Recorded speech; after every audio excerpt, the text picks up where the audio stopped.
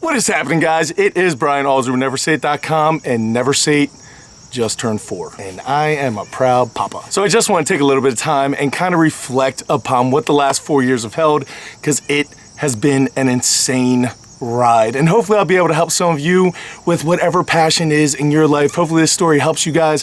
I'm just gonna kind of relive some of the past 4 years, so take a little trip down memory lane. If you're not into that, you might want to watch a different video. Don't you click off this video. So you don't know the NEVERsate story, I'm just gonna take a couple minutes and talk about the ride, because it has been crazy. So NEVERsate started as an idea in my head. I have been to so many gyms that I cannot even remember how many, and all of them have a common thing in vain, and that common thing is that it was not what I was looking for. I've been to gyms where they threw me out because I used chalk. Don't go to that gym. I've been to other places where it was nothing more than a social club, and I am not a social being. I don't have any friends. No one likes me.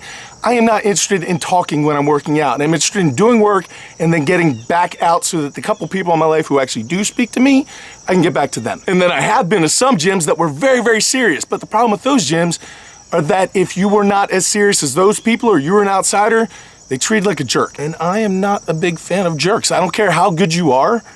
You have no right to treat anyone else like a jerk. So that didn't fit. But what I was looking for at a gym was a serious place where people did not treat other people badly. They don't care if you lift 5 pounds, 500 pounds, or 5,000 pounds. They don't care. What is rewarded is effort. What is rewarded is work, not the words coming out of your mouth. I can't tell you how many times I've been told about some dude who could bench 500 pounds back when he was 19 years old. Throw a football over those mountains. I wanted a place where every single person in there was training for something.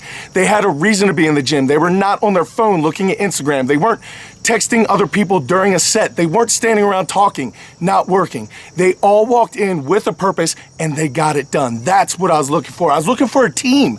I was looking for people that if I needed my car worked on, I could turn to somebody and say, hey man, I'm having this problem. Could you help me out? If I have medical advice, could you help me out? If I needed my hair cut, I wanted somebody that I could go to where I had seen their actual character and I knew what type of person they were. And that is exactly what I could not find anywhere. No one in other gyms were interested in helping other people, encouraging other people. They were there for themselves, and that is not interesting to me. I wanted a place where people led by example, and if someone said they were going to do something, then it gets done. You could count on their word. If somebody said they're gonna be there for squats, then they were there for squats. Maybe they didn't feel like it, maybe a terrible thing came up in their life, but they still showed up because they knew you were depending on them. That is what I was looking for. I wanted a place where the head guy not only looked the part and walked the walk, but it didn't matter if there were 2 people in class or 200 people in class, he still brought the same intensity. I wanted a place where everyone from beginners to advanced people could be training side by side. No one was special, no one was ranked higher than somebody else.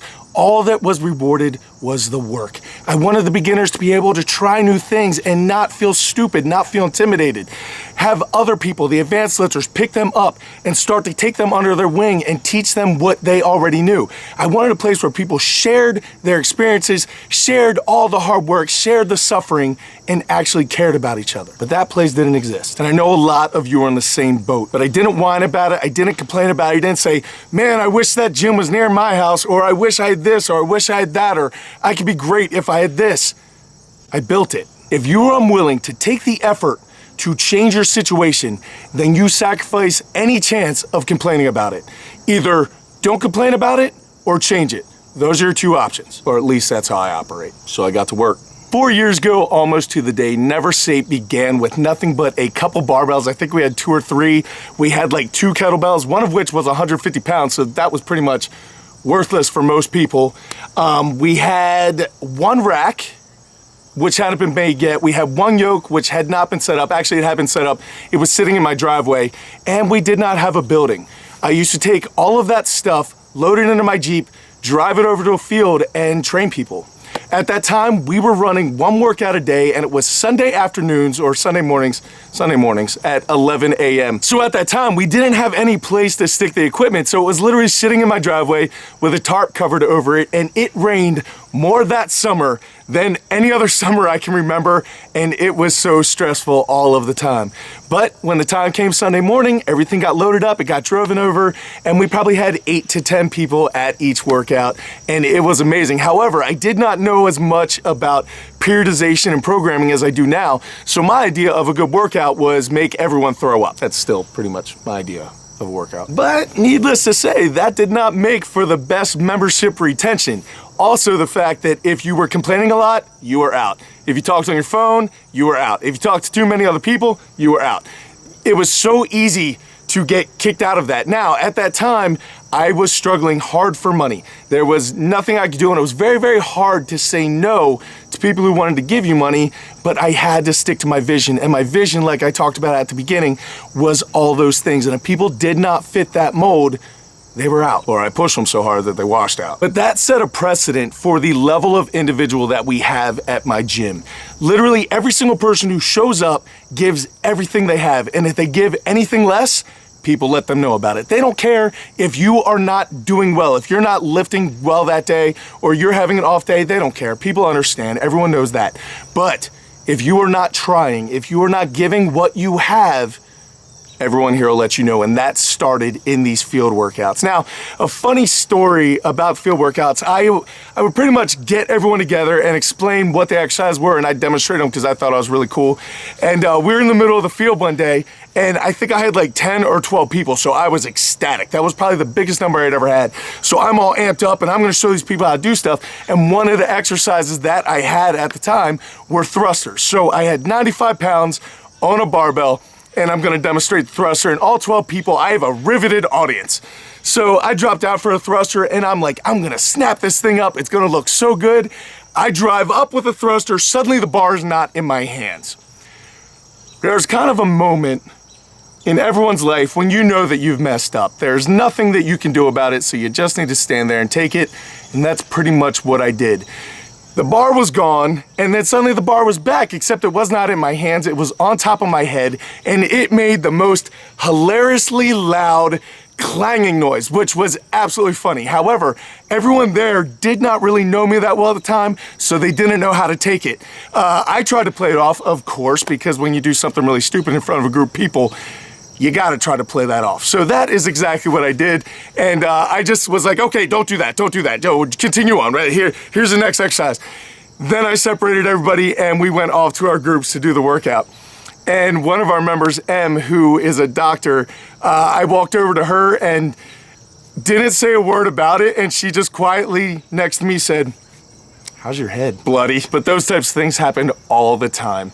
After we were done the field workouts, I'd load the stuff back into my Jeep, take it back to my driveway, lay it all out, and put a tarp back over it until the following week. Now, the very first member of NEVERsate Athletics is named David Lee, and you guys want to go back, there is a podcast of he and I on this channel. He just left for a trip to ride a motorcycle across the United States. That guy is my hero. He does not let anything stop him, and he's 52 years old. Just an amazing guy. Anyway, Dave saw what I was doing, and Dave saw potential in me. Thank you, Dave. And he was like, hey, have you ever thought about building like a 24 by 16 foot garage on the side of your house just so that you can start training people from there? So that was the original plan. I was thinking about doing that. And then after Dave and I talked more, we decided maybe it'd be good to set up a building at the field that we were training at, because David owns the land where the field where we were doing that. So we put a 30 by 50 building up, even though it looked like no one was really going to show up. We were both very, very hopeful. I believed that people were going to read my website and hear what I had to say, and they were going to come in droves. If you build it, they will come. They didn't. But once we had the building built, there was kind of no turning back. I'm going to throw a picture up here. This is actually a couple months after we had been open.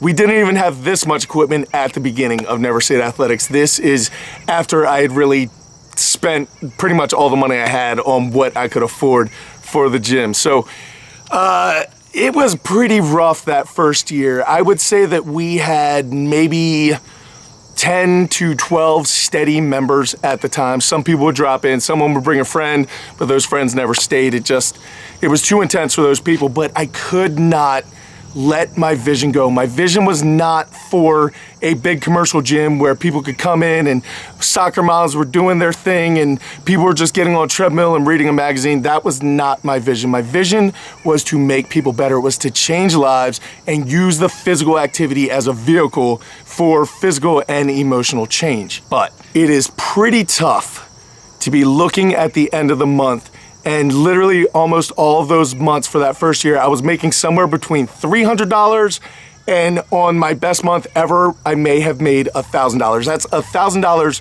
a month, not $1,000 a week, $1,000 a month. And now remember, I had just left a super lucrative job. Gave away my retirement, gave away everything to chase this dream. Definitely felt like a mistake. But you guys know me, I am not interested in quitting, so I kept pressing forward against all odds, against all evidence of succeeding at all. I kept pushing forward, kept showing up to work. I was working 10 to 12 hours a day, but now I don't even know what I was doing. There is so much involved with starting a business that you would not expect. It is not even remotely funny. You're always doing something. So I was working 10, 12 hours a day, making $1,000 a month on my best month. There were some months where literally I pulled in like $150 to $200 a month. But I kept pressing on and was rewarded the second year because we exploded with growth. And we had probably like 20 steady members by the end of the second year. Things were not going how I saw them in my head. I can remember specifically a time in 2015 when my yearly insurance for the business came up, which is relatively expensive. It's not terribly expensive, but to a guy making $150 a month, paying a couple grand a year is crippling. And I remember sitting there really having a decision to make where I was like, either you can have insurance for the next year and really risk it, or you shut down the business and you'll be okay. So I risked it. I'm a firm believer in not having safety nets. If you have a safety net, you will never give your best performance because there's not that much on the line. You gotta jump off that cliff and build the plane on the way down. Otherwise, you're just gonna die on top of that cliff looking at that pretty sight, but at the end of your life, when you're laying on your deathbed, you're always gonna know, I should have jumped. I should have jumped. So jump I did. Now, probably about 40% of the members that we had gained the second year were high school kids. And the reason why is because they were trying to get ready for scholarships. We have some amazing high school athletes. However, when they went back to school and they started playing their sports, or college and they started playing their sports, they weren't coming back to the gym anymore because practice took precedence, obviously. So I remember a time that I actually watched one of John Urban's football games. John Urban was one of the first members at my gym. He's one of the best wrestlers in Maryland and a terrific friend of mine. Anyway, I remember I went and watched his homecoming football game, and I went home that night. Up to this point, I had never once complained about the status of the gym. Everyone saw the failure staring me in the face. I saw the failure staring in my face. Everyone who had any amount of brains was saying, I don't think it's gonna work. You should probably cut your losses and get out. But I never said one thing. I would not let that enter my mind. Of course, I was discouraged. Discouraged does not even describe how I felt. But I would not utter it aloud. I would not give whatever forces were coming against me to stop this from happening. I would not give them the satisfaction of me saying it. But I got home from Urban's football game, and I remember it was the first time that I broke down and I told my wife, I was like, I don't think we're gonna make it because all those high schoolers were leaving. So we were gonna go back down to like 12 total members. And that was devastating. And I remember sitting on my couch crying, telling her all of my fears, everything that I had built up, everything that was just bottled up inside me. I just let it all out and then felt like a whiny little baby for doing it. Yes, I was discouraged. Yes, everything, all evidence was saying that I was gonna fail. But I gave in mentally. I mentally broke, and I had that moment where I literally released it all. And ever since then, I've never done it again, and I never, ever will. So after that little breakdown, I doubled down. I said, you're working 12 hours a day, you're gonna work 16 hours a day. You're not speaking to the camera on YouTube, you're gonna start speaking to the camera, you're gonna start doing these how-to videos, you're gonna start pushing the online program because what you're doing right now is not working. You need to either figure out a way or admit defeat, and I am not one to admit defeat.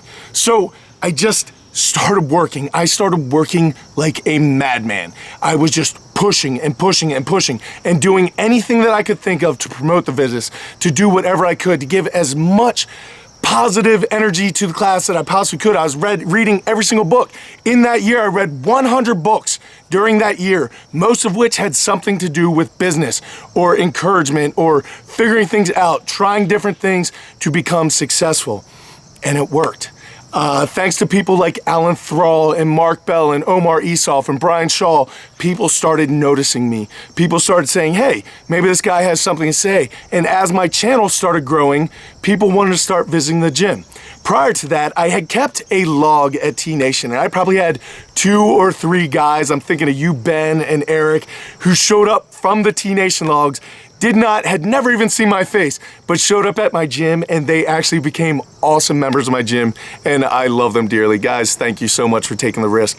But as YouTube grew, people started wanting to come see me. So then it just started to grow, and the online programming started growing, and the online programming began giving me enough financial support that I could start buying more things for the gym, and took some pressure off of me. So I started believing that this was actually going to happen. But don't get it twisted. A 16-hour day is my average day. That's not a hard-working day. And I've worked every single day for 4 years, except Christmas, every single day without I haven't taken a vacation. I haven't taken a day off. Every single day there is something that I'm doing for the business, for the training, for the online community. There is something that I'm doing. But I love every single minute of it. Now with the online programs and YouTube getting more successful, I started having more money. However, all that I did with that money was turned and put it right back into the business. It all goes into equipment or expansion, which we're doing right now. It all has gone back in the building. I still have not given myself one paycheck. It's been 4 years. If you want to follow your dream, this is the type of path that you're looking at. It is not all sunshine and rainbows. It is hard work, but it is the best thing you will ever do with your life. And here we are 4 years later. We're throwing an addition on the gym that is actually bigger than the gym itself, where we're gonna more than double our footprint. We've had 3 world's strongest men competitors come and train with us at the gym. We have the national champion adaptive athlete, as well as tons of other people. John, Tommy, Zabi, you guys have all seen the adaptive guys who are missing body parts and are still here getting it done. Miles with CP, getting it done.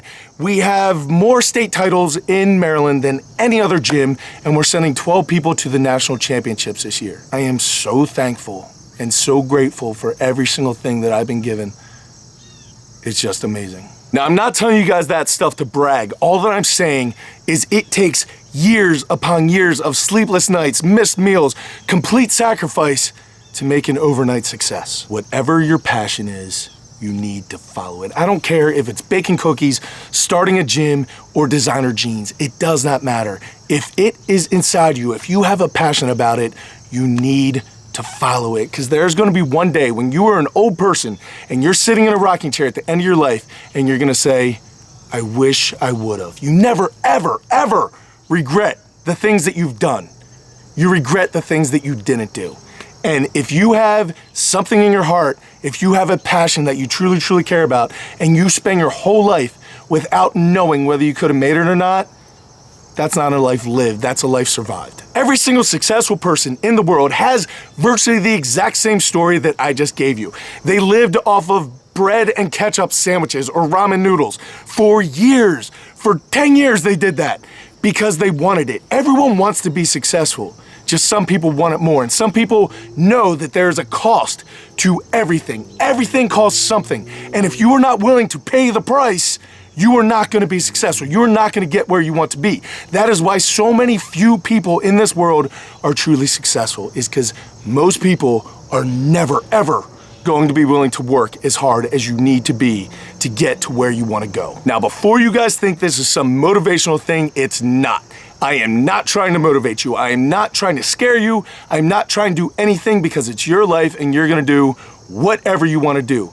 All that I'm saying is stop whining about what you don't have. Stop focusing on all the things that you can't do. Can't. Find a way. If you want it, you find a way. There was not a gym that I wanted. There wasn't a strongman gym around me. I made it. If you want something in this life, No one is gonna hand it to you. You need to go out there and you need to build it. You need to work for it. You need to sacrifice for it. If you want something in your life bad enough, you can have it. But stop whining about what you don't have. Don't say, oh, I wish I had that, or I could do that too if somebody did this. Shut up. Shut up. Find it. Get it done. You guys have heard it all before, but some of you like partying more than you want success. Some of you like sleep more than you want success. Some of you like watching TV and following Instagram more than you want success, which means that you don't actually want success. From Sunday night, it is Friday evening right now. I have a total of about 10 hours of sleep. You guys saw the video that I taped in the middle of the night. All the editing, all the online programs, doing the stuff at the gym, building an addition on the gym, getting t-shirts released next week. I have been working like a dog and I love every single minute. I would not trade this for anything, because someday I'm gonna look back on this and say, you went for it. You jumped off that cliff and you were building that plane on the way down, and you can die without regret. When I say die empty, associated with NEVERsate, that is what I'm talking about. I'm not just talking about giving your all during your workouts. I'm talking about giving your all every single day of your life. You have to wake up every single day with a passion, a fire, and you need to figure out what that is, and you need to be chasing it. If you are not chasing something, then something's chasing you, and something is going to take whatever you have, trust me. Either you're working hard to make your dream come true, or you're working hard to make someone else's dream come true. Do you really want that money going in your pocket? Do you want that success being attached to your name, or do you want to do it for somebody else? Now, don't get me wrong. No one is able to do this alone. When I had zero money and I was making $200 a month, I have a beautiful, wonderful wife who kept her job that she hated at the time so that I could chase my dream. I have a family that loves me and supports me, and I have a bigger family in my NEVERsate family who, no matter what happened, they were always there to lend a helping hand or help me out or give encouraging words. I have not done any of this alone. This has been a team effort. That's why when I say things about the gym, I say we. We built this. It is our environment. It is not the environment I created. It is the environment we created. You guys need to surround yourself with good people. If you have bad people in your life, cut them out. Just get rid of them. I don't care who they are. Get rid of them. They are cancer, and it's only a matter of time before you catch that disease. Look, all this to say, every single person has a song in their heart. This gym is my song. You have a song too. I really hope that you find the courage to follow it. Anyone can be average, and the world needs average people. There's nothing wrong with being average. The road is wide, and it is easy to be seen.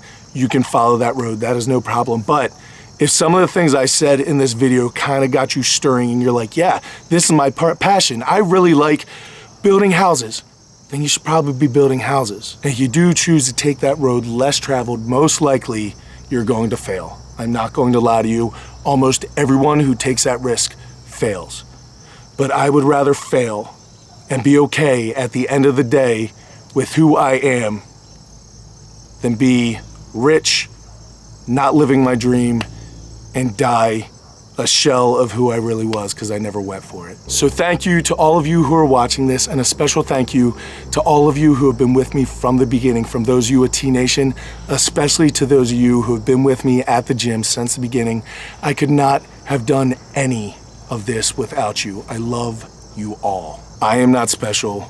You are not special. But the people who are willing to work can get anywhere they want in this world, and the world literally moves aside for people who know where they're going. Until I see you guys again, I truly, truly mean this. Go out and do something amazing with your life. You only get one of them. Keep working hard. Never, ever stop grinding. Be nice to each other. Be nice to every single person you meet. And I'll see you next time.